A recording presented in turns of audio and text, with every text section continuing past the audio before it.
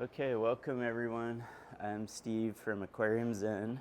Today we'll be talking about some ideas that I gathered during my recent trip to Japan. I was there for about a month, primarily in the city of Kyoto. So the way these, and also I spent some time at the Aqua Design Amano Gallery in Niigata as well, a couple days in Tokyo. My goal is really to tap into kind of the essence of fish culture, how humans and interact with ornamental fish. And I feel like Japan, Asia is kind of the source of that. We think people started keeping fish purely for their ornamental, purely for their beauty around 3,000 years ago in China. A lot of elements of Chinese culture, ancient Chinese culture, filtered their way into Japan and became integrated into what we know as Japanese culture. So I was kind of there on a mission to tap into the source of what has always been a big part of my life, and that's keeping fish just for fun and beauty. And so it was a bit of a odyssey, personal odyssey. I'd never been to Asia, never been to Japan, so this was a first for me. And I had some business connections there. I've been a dealer for Aqua Design Amano products for the last 12 years, and so it was part business trip, part fun. The way these workshops work is I often encourage you to ask questions. It doesn't necessarily have to be about my trip to Japan or anything related. It could be about your burning questions about your aquascape as well, or any issues with your your fish hobby that you would like addressed. So we could kind of tie it into the workshop. But yeah, so I'll just kind of, it's generally just a informal presentation. It kind of organically develops as we go. So yeah, being in Japan was an exciting experience for me. It was, like I said, never been to Japan, never been to Asia, so it was a bit of a culture shock in a good way. It's very organized, clean, peaceful country. A lot of emphasis on just kind of taking things to the next level is the way I kind of felt like things are just perfected in a way that's really charming and inspiring to me. And as I said, I spent a lot of time in Kyoto, which is the ancient capital of Japan, kind of the heartland of traditional Japanese culture in a lot of ways. There's like 2,000 temples and shrines, Shinto and Buddhist shrines in Kyoto alone.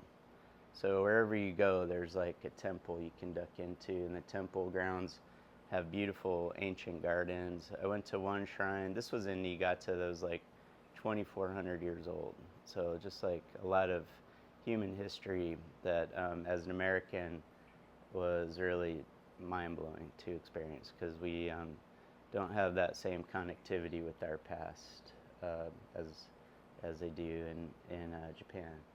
So yeah, it's super inspiring for me to see this like I said, continuity of time and history and culture from now till ancient times. It's really beautiful to be a part of as a tourist.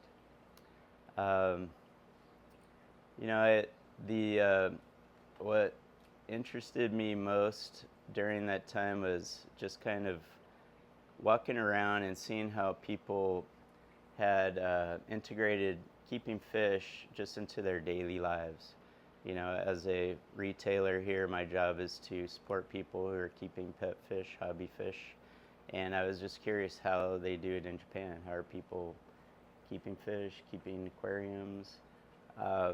One thing that was really obvious to me just wandering around Kyoto is, there's like a domestic style of fish keeping that's very basic and simple and very elegant in a lot of ways, and that you'll see often in the front yards of people's homes, and this is just in the city where their situation there, they could keep fish and plants and everything in their front yard and don't have to worry about crime or people worrying about, or they don't have to worry about people messing with their fish projects, which is kind of nice. something I couldn't get away with here in Seattle, sadly. Um, but it was nice to see, someone will just have a beautiful little basin, ceramic basin, filled with a few water plants and medaka fish, the Japanese rice fish.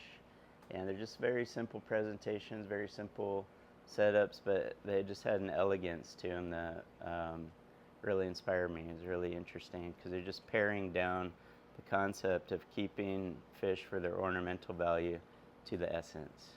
Just water, a beautiful ceramic pot, a few little fish, a few plants. It was that simple. Probably required very little maintenance on the owner's part, and it just added a wonderful, feature to the whole layout of the home, the garden, and their personal space. So that was cool to see, just like this really casual but elegant style of fish keeping. In the planted aquarium world, it could get quite complex. We have $2,000 worth of lighting there, $1,000 box of glass. It just kind of can get expensive. It could kind of overwhelm people. So it's very nice to see this hobby stripped down to its essence and still have a lot of impact. Had a lot of impact on me, but basically what I was seeing was how people had kept fish 1,000 years ago, and still that style is still alive and well in Japan. So it's pretty cool. So I have to say that inspired me most. There's these simple arrangements of fish and water and a few plants. The vessel, often like you go to a Japanese restaurant, you're often served food on these beautiful ceramic plates, and the presentation is just as important as what's being served on the plate. And I saw that with the medaka ponds, really nice ceramic pots. And that's something we don't generally have available here, but you can kind of adapt a ceramic pot to a lily pond or a container pond if you'd like.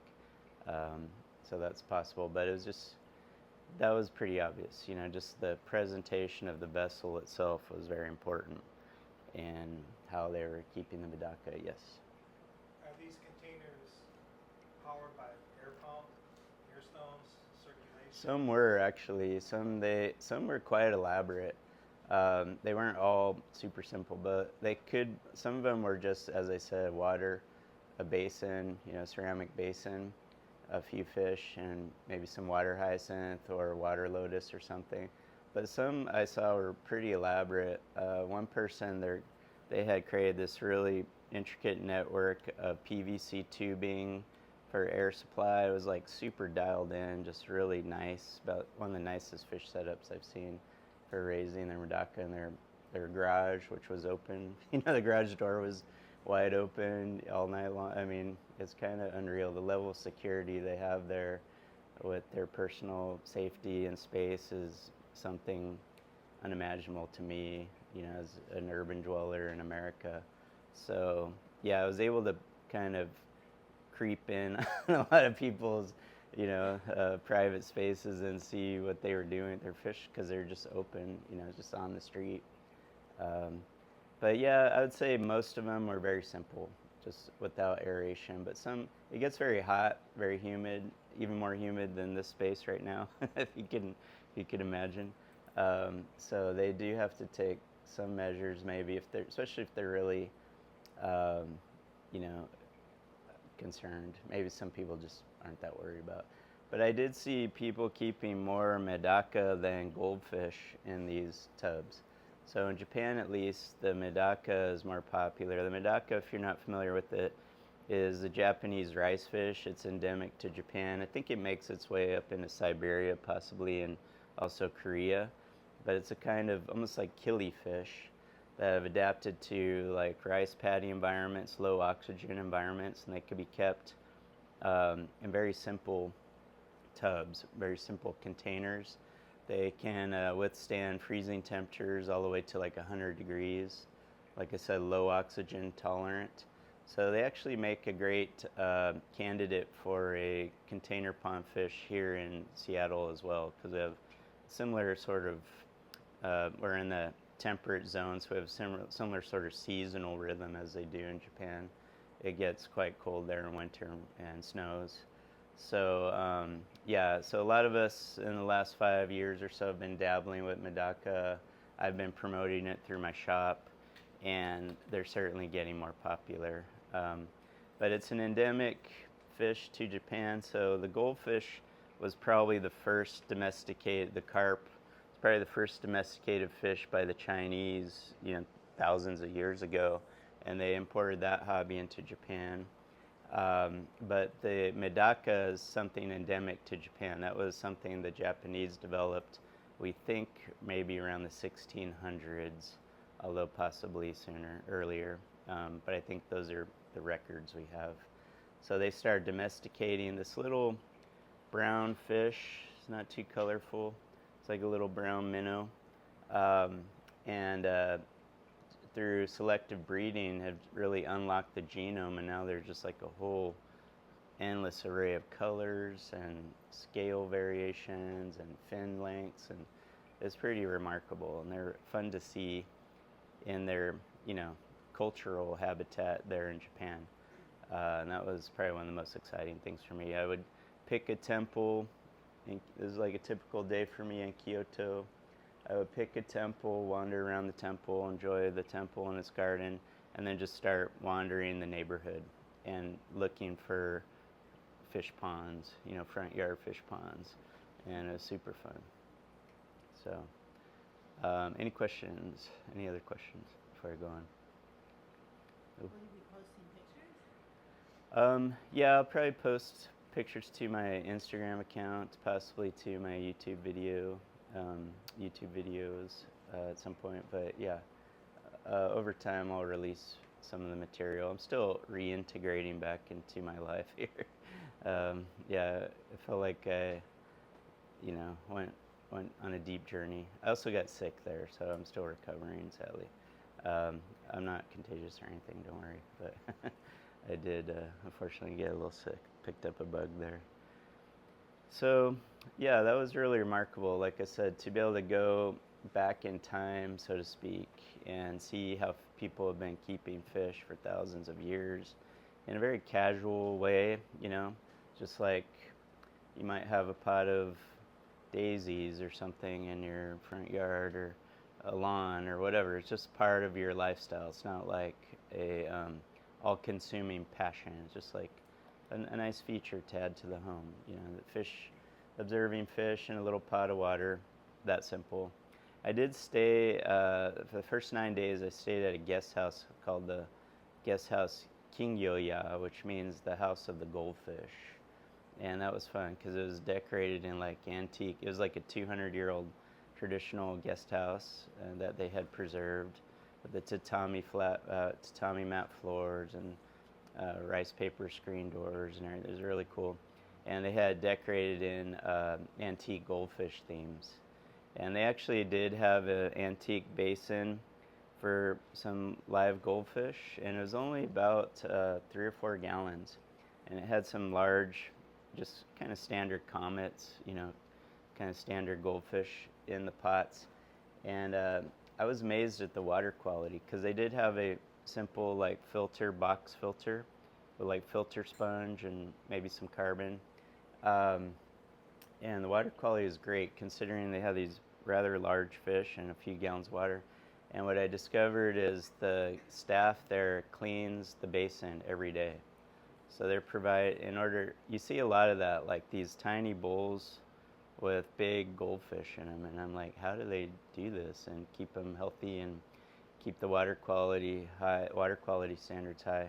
And it's just constant effort, really. So I observed one of the staff members just like scooping out debris and doing a water change, and so yeah, that was kind of interesting to observe, just like that kind of level of care.